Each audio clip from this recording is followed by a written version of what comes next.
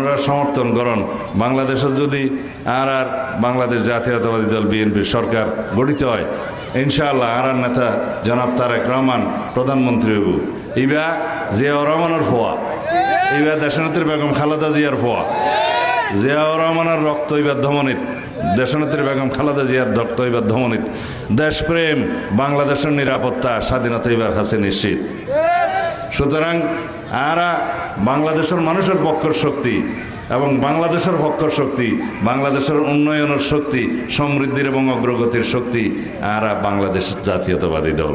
আর mobile চুরি 30 বছর আগে ইউনিয়ন করিয়ে হইলে আসছি আরে যে অবস্থা, ফুলমালা দিতে দিতে ট্রাক আন্দাজ হইব।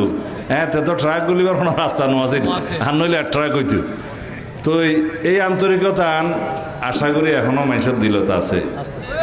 তো ওনারা যদি এই মোবাইল চুরি 30 বছর আগে নয় ইউনিয়নের যেন স্বাধীন হইতে ভালো লাগিয়ে আজিয়া ওনার কাছে আই এই 15 বছর পরে আইরে আত্মীয়তিম ভালো লাগে।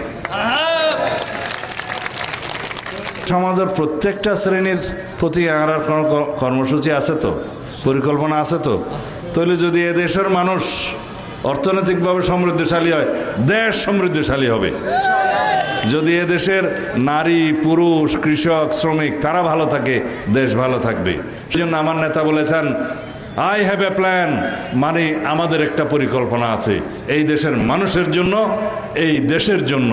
সুতরাং সেই পরিকল্পনা নিয়ে আমরা মাঠে হাজির হয়েছি, জনগণের কাছে আমরা জানাচ্ছি, জনগণ বুঝছে।